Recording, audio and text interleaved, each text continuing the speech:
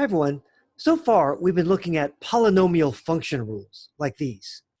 Now we're going to look more generally at rational function rules, which include polynomial function rules. So now we're going to look at things more like 1 over x. In section 2.6, we're going to look at rational functions in general. We got a small taste of this in section 2.3 when we studied polynomial division.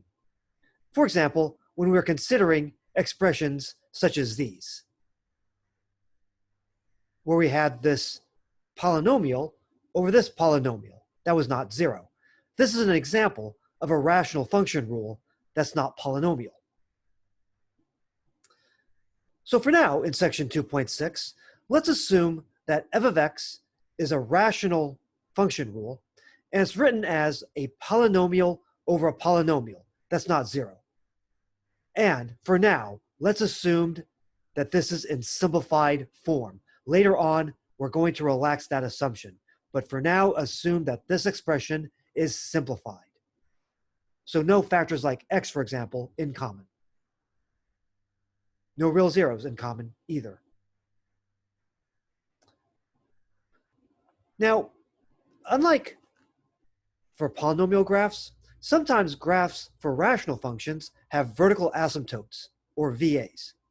Remember that an asymptote for a graph is basically a line that the graph approaches. For a VA, it's a line that the graph approaches in an explosive sense. The function values, or y-coordinates, approach either infinity or negative infinity as you approach the vertical line. So for example, remember how to graph y equals 1 over x. That was this hyperbola, and we had a vertical axis at the y-axis, or x equals 0. We had a VA, a vertical asymptote, at x equals 0, this blue line. Normally, however, asymptotes are normally dashed. It's a vertical line that the graph approaches. That's the case whether we had just the quadrant 1 branch or just the quadrant 3 branch. Now, what about the graph of y equals 1 over x minus 2? What happens to the graph of y equals 1 over x when we replace or substitute the x with x minus 2?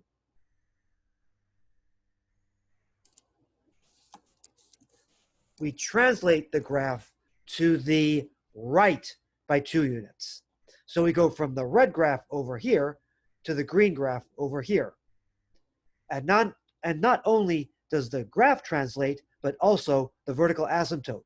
We move from x equals 0 as the vertical asymptote to x equals 2 in purple. So the VA moves from x equals 0 to x equals 2.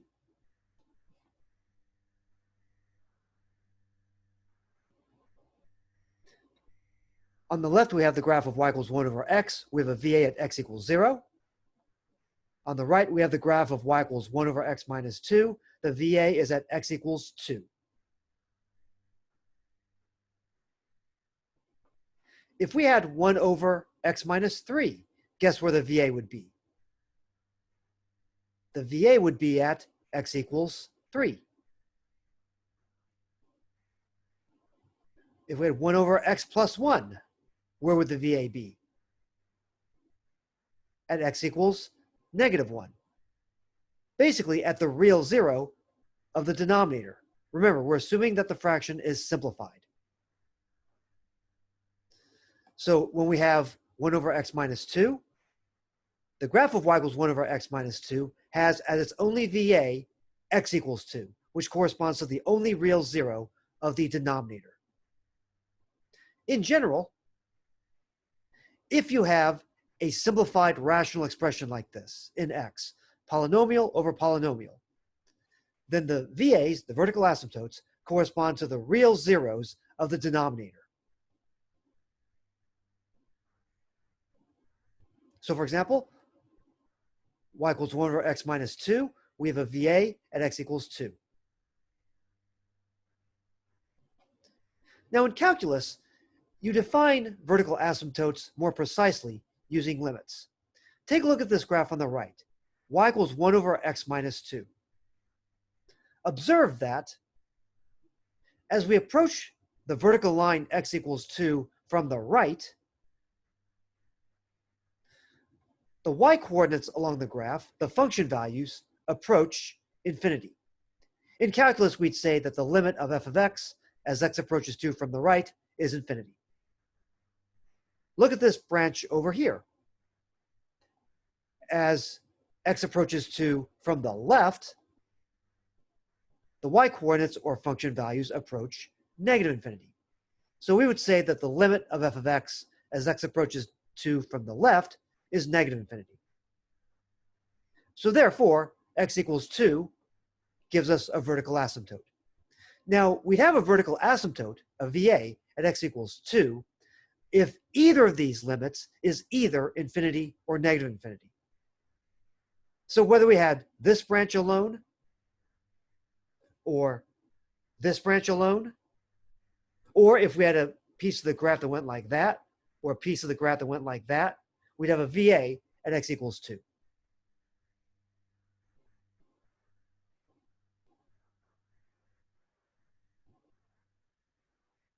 Now sometimes, like when we have logarithmic functions, like y equals ln of x,